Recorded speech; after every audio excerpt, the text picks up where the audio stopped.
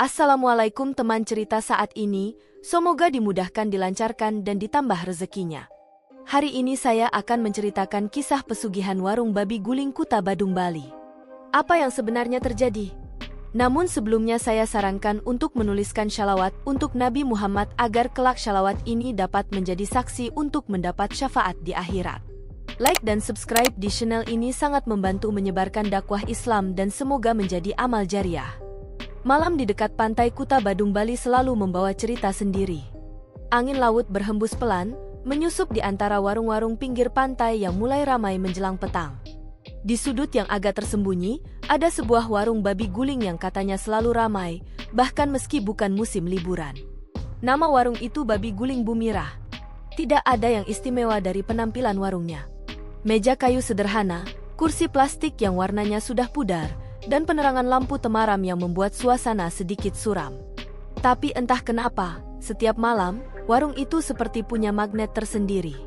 Wisatawan lokal maupun mancanegara rela antre panjang hanya demi mencicipi babi guling di situ. Bahkan yang lebih aneh lagi, banyak orang yang baru pertama kali makan di sana, langsung ketagihan dan datang kembali malam berikutnya. Padahal warung lain yang menjual menu serupa berjejer di sepanjang jalan, tapi tidak ada yang seramai warung Bumirah. Di balik dapurnya, seorang wanita paruh baya dengan rambut digelung tinggi dan kebaya lusuh tampak cekatan memotong daging babi yang sudah matang.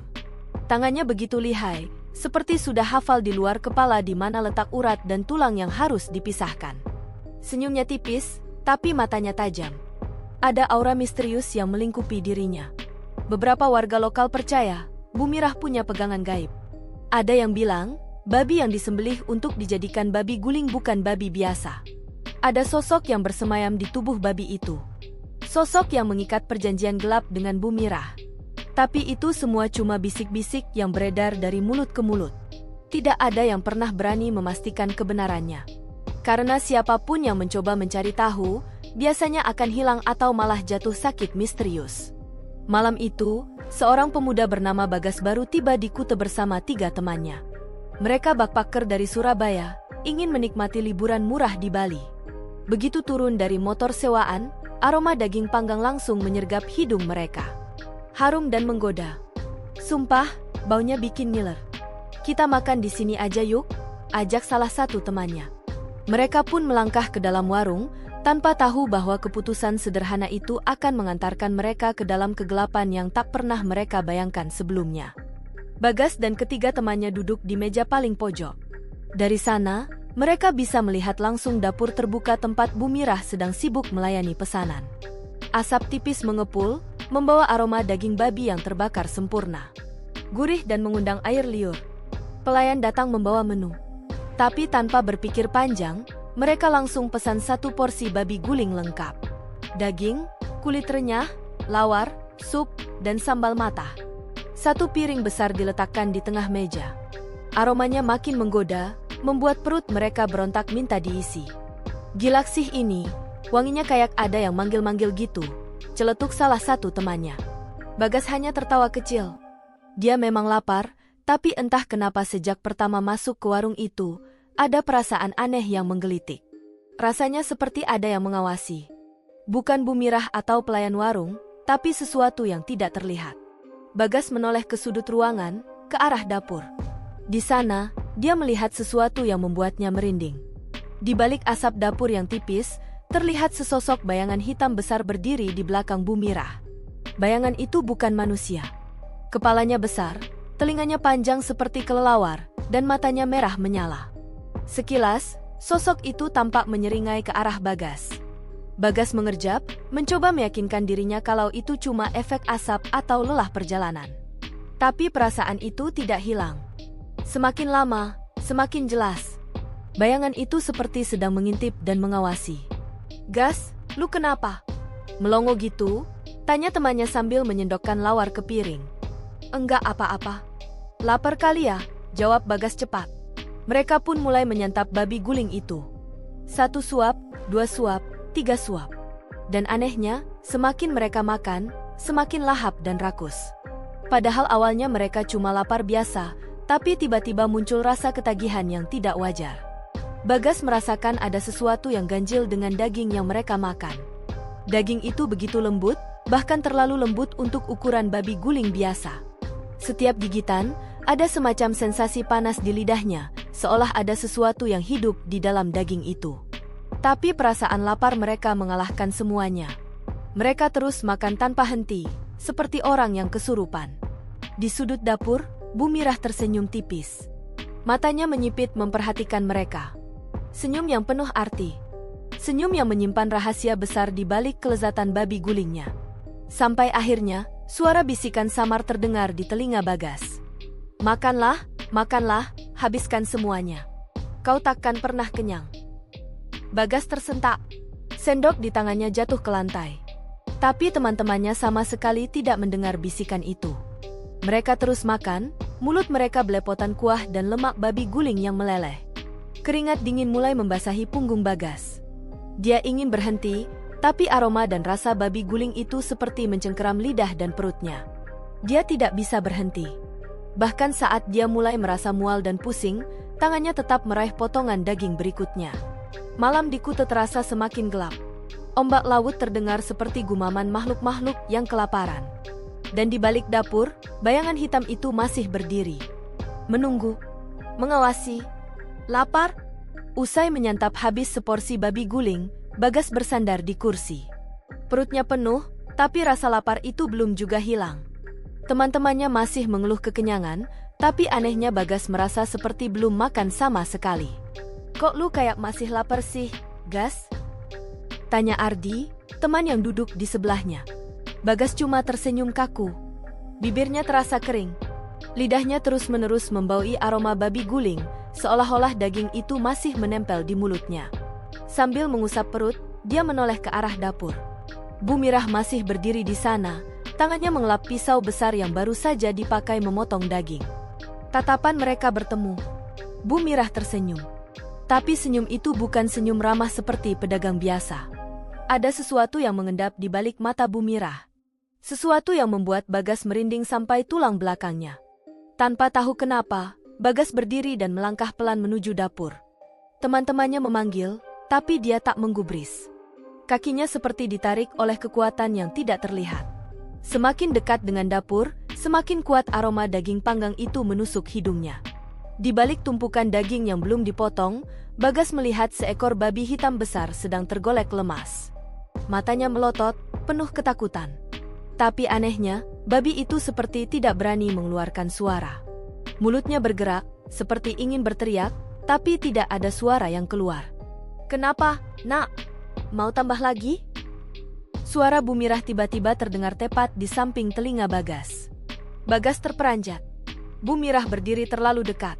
Bau dupa dan anyir darah samar-samar tercium dari tubuhnya. Bagas mundur selangkah, tapi Bu Mirah malah melangkah maju. Tidak perlu malu. Kalau masih lapar, bilang saja. Di sini, tidak ada yang pernah benar-benar kenyang. Bagas menelan ludah. Ada sesuatu yang salah di tempat ini, tapi dia tidak tahu apa. Pandangannya kembali ke babi hitam yang masih terbaring di meja potong. Kali ini, mata babi itu menatap langsung ke arah Bagas. Tiba-tiba, kepala Bagas berdenyut hebat. Suara bisikan yang tadi samar, kini terdengar jelas di kepalanya. Makan-makan, kau sudah milik kami.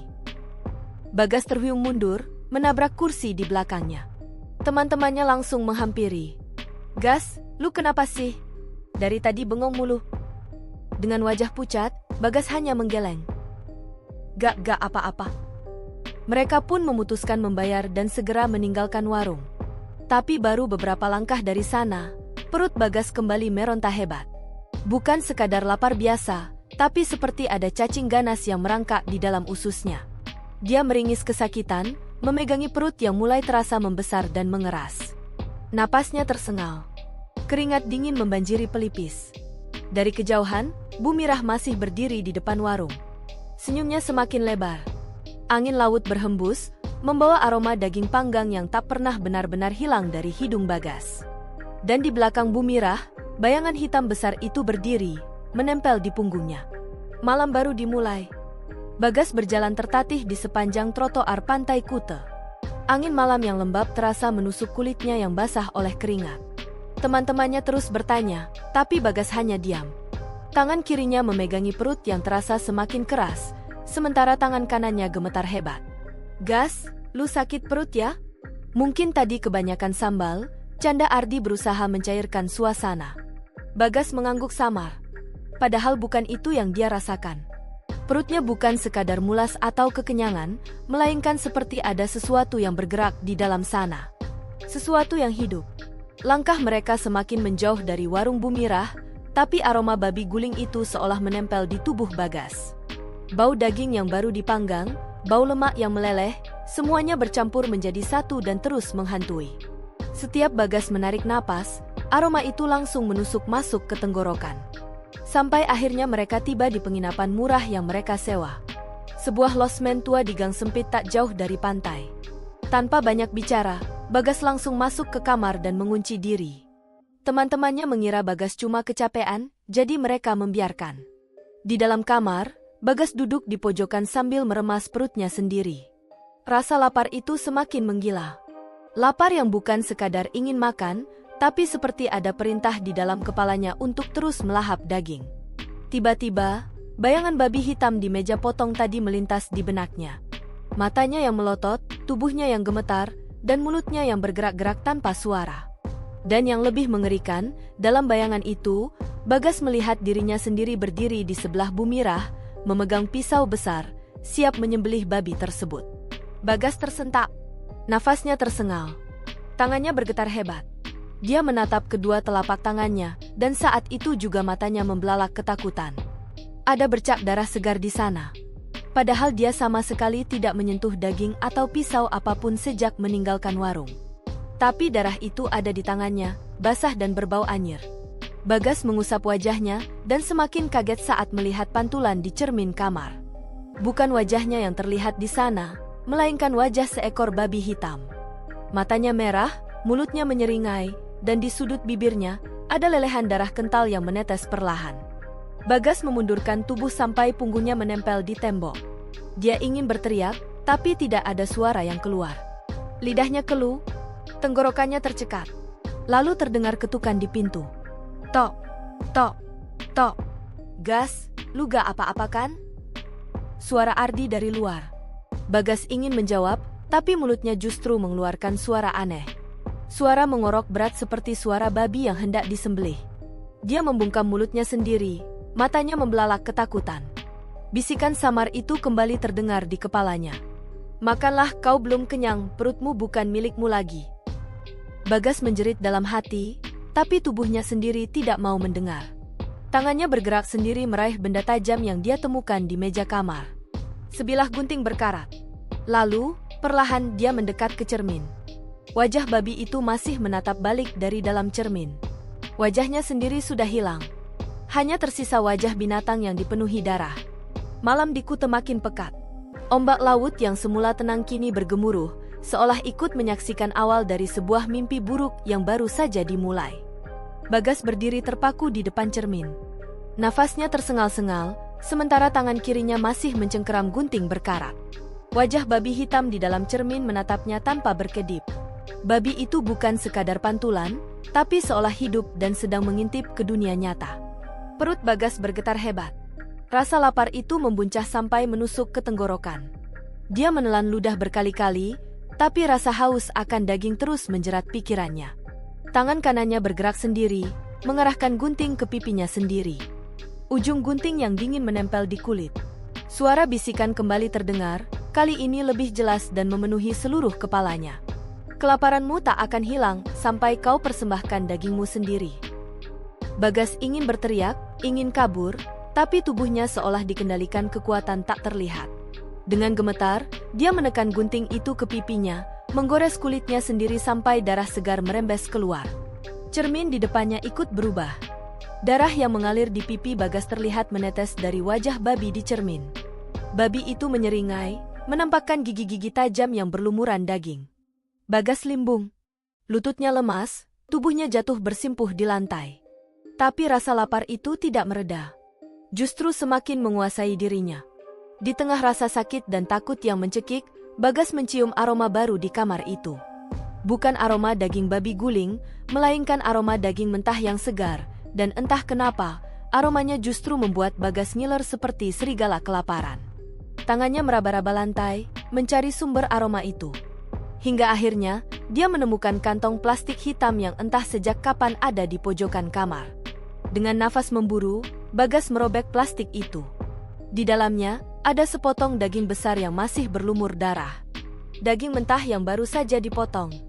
Bagas tidak tahu dari mana asalnya. Tapi rasa lapar di perutnya mendesak kuat, membuat akalnya hilang seketika. Tanpa pikir panjang, Bagas langsung menyambar daging itu dan mengoyaknya dengan gigi. Dia melahapnya rakus, seperti hewan buas yang kelaparan berhari-hari. Darah segar mengalir dari mulutnya, menetes ke lantai. Tapi Bagas tidak peduli.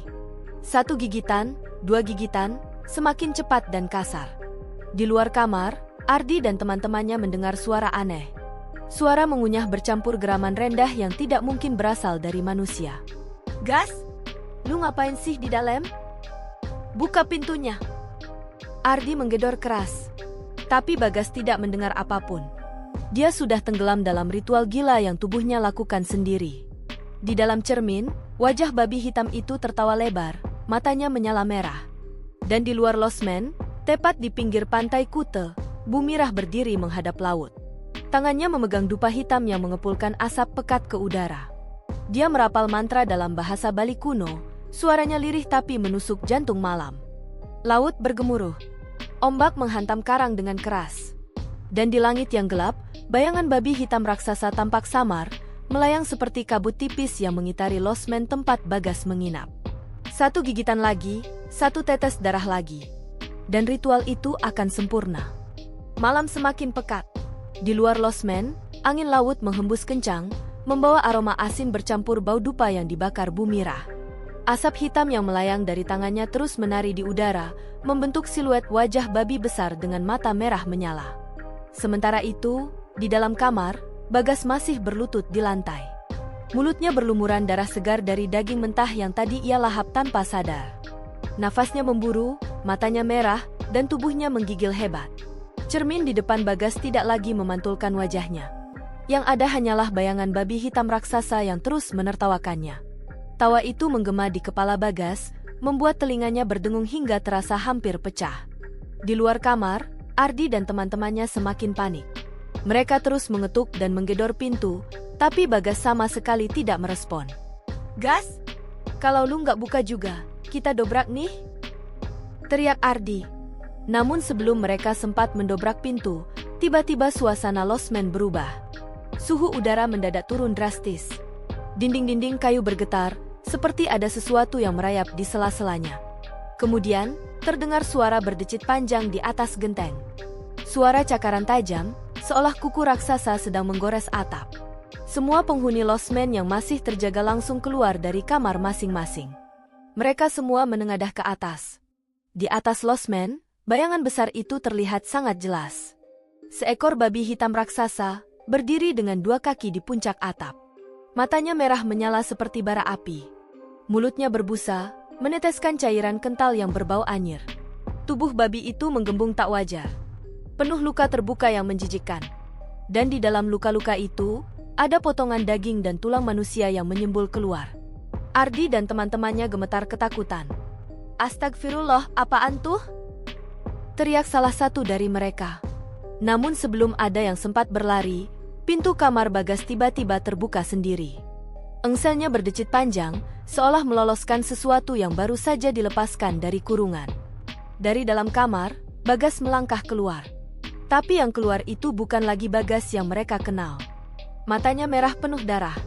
Mulutnya meneteskan liur bercampur daging mentah yang masih lengket di sela-sela giginya. Kulitnya pucat dengan urat-urat hitam menyembul di leher dan tangannya.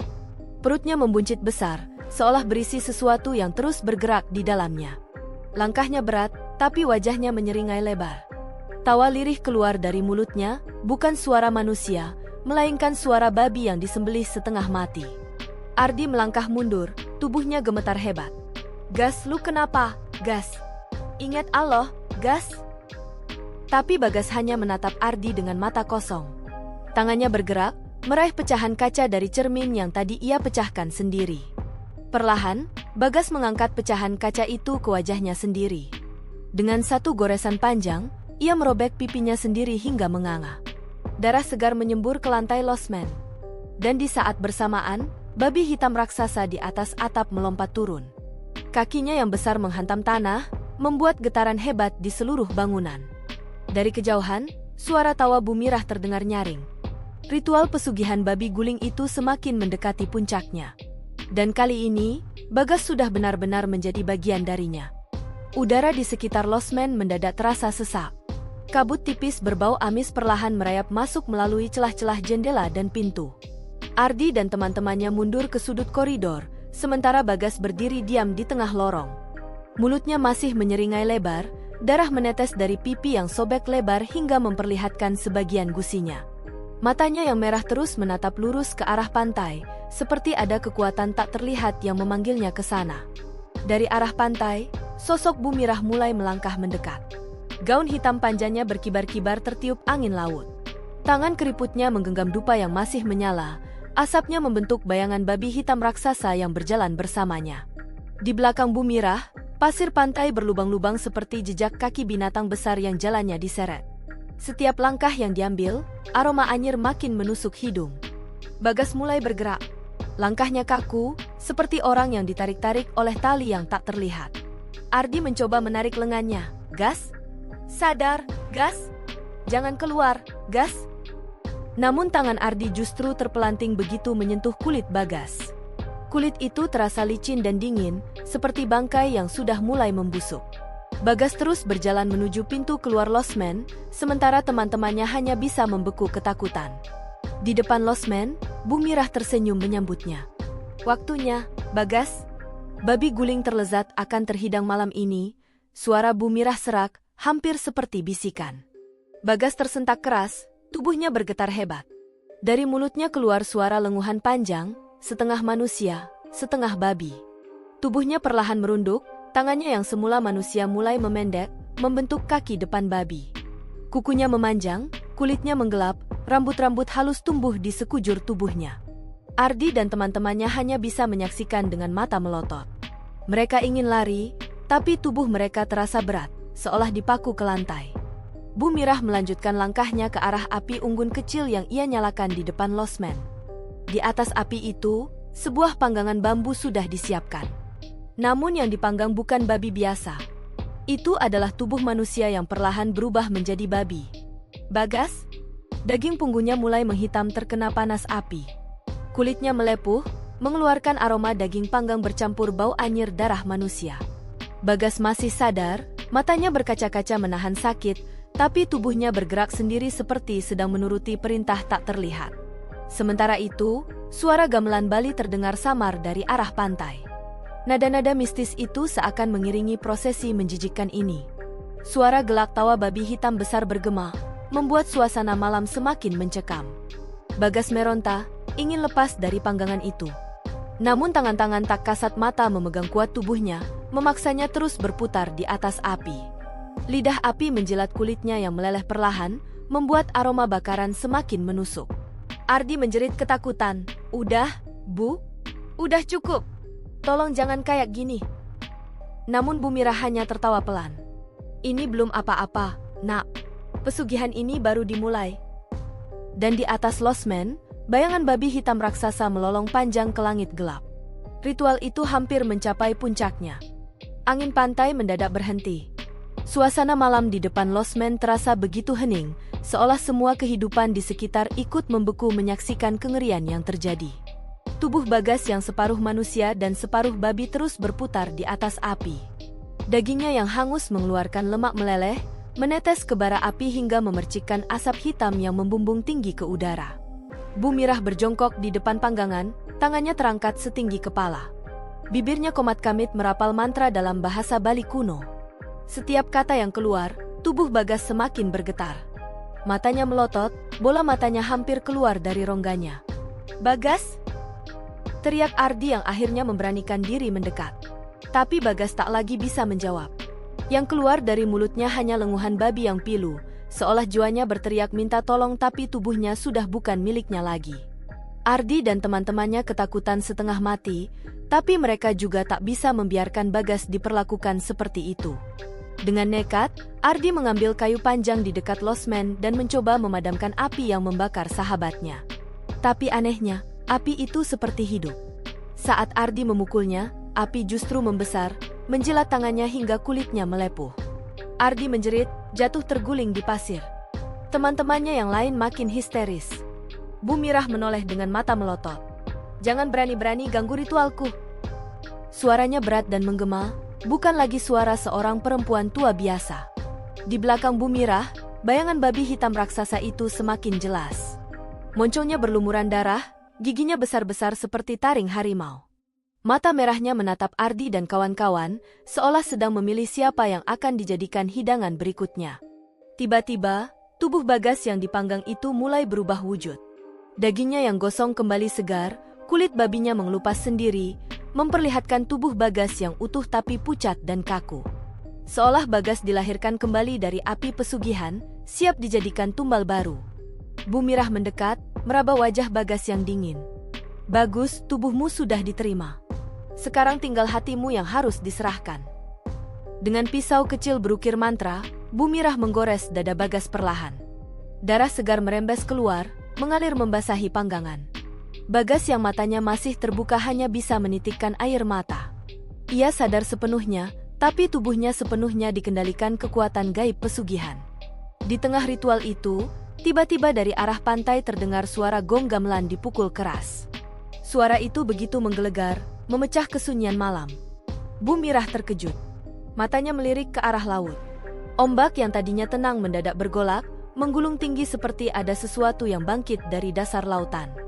Bayangan babi hitam raksasa di belakang Bu Mirah mendadak meringis kesakitan, seolah ada kekuatan lain yang menentangnya. Bu Mirah panik. Ia tahu ada sesuatu yang mengganggu jalannya ritual malam ini. Ardi yang menyadari situasi mulai kacau, mencoba menyeret tubuh Bagas yang sudah setengah sadar menjauh dari panggangan. Teman-temannya ikut membantu, meski tubuh Bagas terasa begitu berat, seperti memikul batu besar yang basah. Bu Mirah berteriak marah. "Kalian pikir bisa kabur dari takdir ini? Kalian semua sudah dipilih oleh pesugihan ini." Tapi sebelum Bu Mirah sempat melangkah, dari arah laut muncul sosok misterius. Tubuhnya diselimuti kabut putih tipis, wajahnya samar tertutup kain. Sosok itu berdiri diam menghadap Bu Mirah, tanpa bicara. Namun kehadirannya membuat Bu Mirah mundur beberapa langkah. Ardi dan kawan-kawan tak tahu siapa sosok itu. Tapi mereka sadar, malam ini ada kekuatan besar yang bertarung di depan mata mereka. Dan nyawa Bagas, serta mereka semua, ada di ujung tanduk. Angin pantai berputar kencang, menciptakan pusaran pasir yang membungkus tubuh Bu Mirah. Sosok putih misterius yang berdiri di tepi pantai melangkah perlahan mendekat, membawa hawa dingin menusuk tulang. Ardi dan kawan-kawan gemetar ketakutan. Tubuh mereka basah kuyup keringat dingin, tangan mereka tak henti menggenggam tubuh Bagas yang lemas tak berdaya. Namun mata mereka tak bisa berpaling dari pemandangan mengerikan di depan losmen itu. Bu Mirah merapal mantra semakin keras. Suaranya serak, napasnya memburu. Tapi makin ia berteriak, makin kuat pusaran angin itu melilit tubuhnya, menghempaskan pasir dan serpihan dupa yang masih menyala. "Aku sudah serahkan nyawa-nyawa muda ini. Kenapa pesugihan ini diganggu? Siapa kau sebenarnya?" Suara Bu Mirah menggema, melampaui desiran ombak dan jeritan angin. Sosok putih itu tak menjawab. Ia hanya melangkah semakin dekat, hingga wajah samar di balik kain penutupnya bisa terlihat. Ardi terperanjat. Matanya membelalak tak percaya. Itu wajah seorang wanita muda, cantik namun pucat, dengan mata yang penuh dendam. Wajah itu mirip dengan potret yang mereka lihat tadi sore di dalam losmen. "Luh, ayo!" bisik Ardi. Bu Mirah mundur selangkah. Tubuhnya bergetar hebat. "Tidak mungkin. Kau sudah kubuang ke laut bertahun-tahun lalu." Luh Ayu, gadis muda yang kabarnya hilang setelah berkunjung ke warung babi guling Bu Mirah, kini berdiri di hadapan mereka. Sosoknya bukan manusia lagi, melainkan arwah penuh amarah yang bangkit dari dasar laut. "Aku datang untuk menjemputmu, Mirah." Suara Luh Ayu terdengar berlapis, seperti ribuan suara dari korban-korban pesugihan yang disiksa dan dibantai selama bertahun-tahun. Bu Mirah menjerit keras. Ia mencoba berlari, namun pasir di bawah kakinya tiba-tiba berubah seperti lumpur hidup yang menarik tubuhnya ke dalam. Ia mencakar-cakar pasir, merapal doa dan mantra, tapi sia-sia.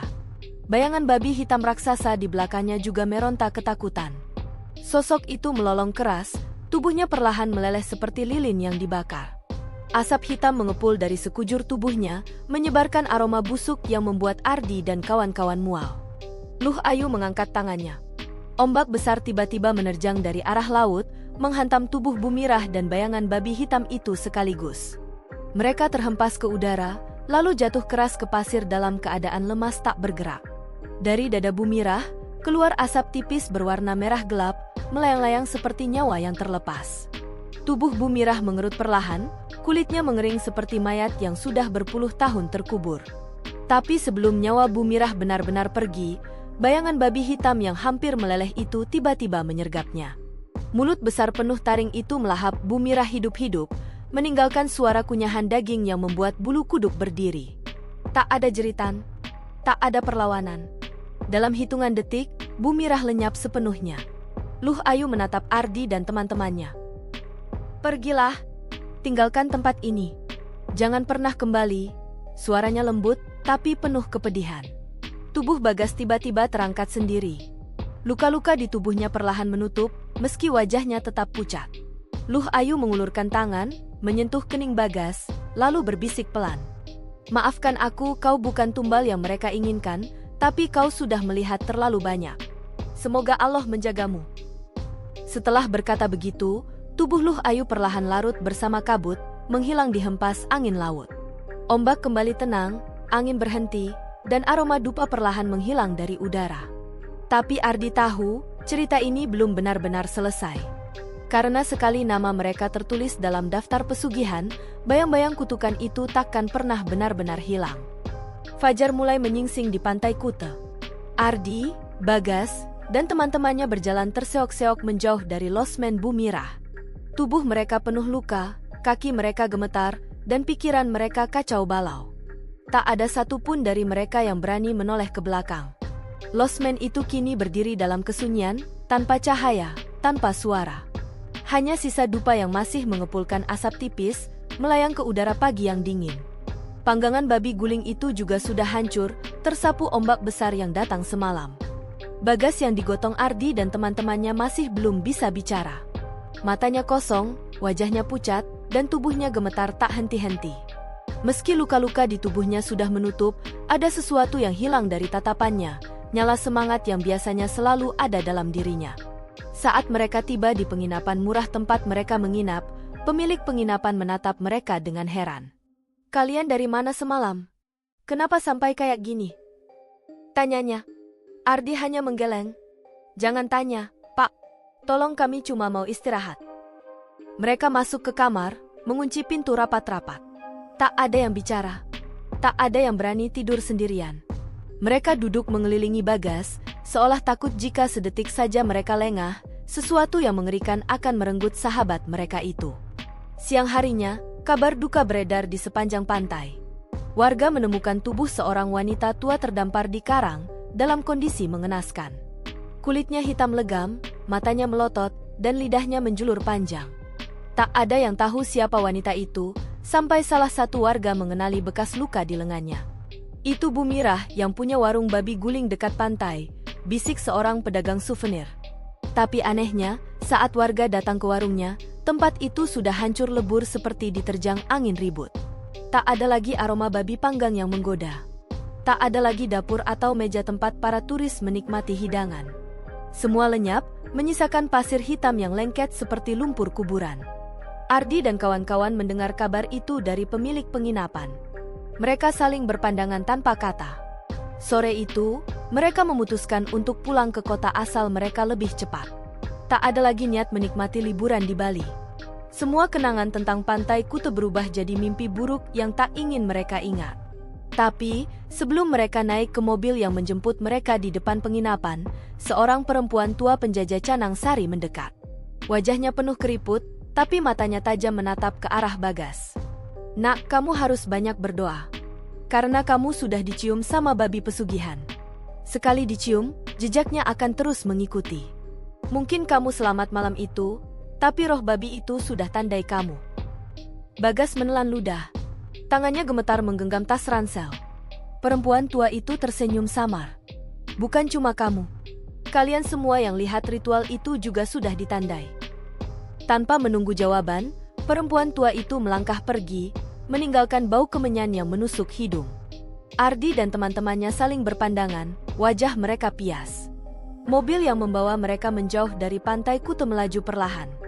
Lewat kaca belakang, Ardi menoleh sekali lagi ke arah pantai. Di kejauhan, ia melihat samar-samar bayangan babi hitam berdiri di bibir pantai, menatap ke arah mereka. Matanya merah menyala, seolah mengingatkan bahwa tak ada yang benar-benar bisa kabur dari kutukan babi guling pesugihan. Cerita ini mengingatkan kita bahwa jalan pintas menuju kekayaan dengan cara pesugihan, tumbal nyawa, atau persekutuan dengan jin adalah bentuk kesirikan yang sangat dilarang oleh Allah. Meski tampak menggiurkan di awal, semua itu hanya membawa kesengsaraan di akhir. Harta yang didapat dari jalan haram tidak akan pernah mendatangkan keberkahan, justru akan membawa petaka bagi pelaku dan orang-orang di sekitarnya. Allah berfirman dalam Al-Quran, dan di antara manusia ada orang yang mempergunakan perkataan yang tidak berguna untuk menyesatkan manusia dari jalan Allah tanpa pengetahuan dan menjadikannya olok-olokan. Mereka itu akan memperoleh azab yang menghinakan. Quran Surat Luqman ayat 6. Persekutuan dengan jin dan makhluk gaib demi kekayaan sesaat, sejatinya adalah perbuatan mengolok-olok agama dan merusak tauhid. Padahal, Allah telah menjanjikan bahwa rizki yang halal, walau sedikit, akan membawa keberkahan dan ketenangan hati. Allah juga berfirman, barang siapa bertakwa kepada Allah, niscaya Dia akan memberinya jalan keluar. Dan Dia akan memberinya rezeki dari arah yang tidak disangka-sangkanya. Quran Surat At-Talaq ayat 23. Dari sini kita belajar bahwa ketakwaan, doa, kerja keras, dan kesabaran adalah kunci sejati dalam meraih rizki yang berkah. Sedangkan jalan pintas melalui pesugihan, tumbal, dan kemusyrikan hanyalah perangkap setan yang berujung pada kehinaan dunia dan azab akhirat. Semoga kisah ini menjadi pengingat bagi kita semua agar selalu menjaga tauhid, menjauhi segala bentuk kesirikan, serta meyakini bahwa hanya Allah satu-satunya pemberi rizki. Allah berfirman, sesungguhnya Allah tidak akan mengampuni dosa syirik, dan Dia mengampuni segala dosa yang selain dari syirik itu bagi siapa yang dikehendakinya. Barang siapa mempersekutukan Allah, maka sungguh ia telah tersesat sejauh-jauhnya. Quran Surat An-Nisa ayat 116.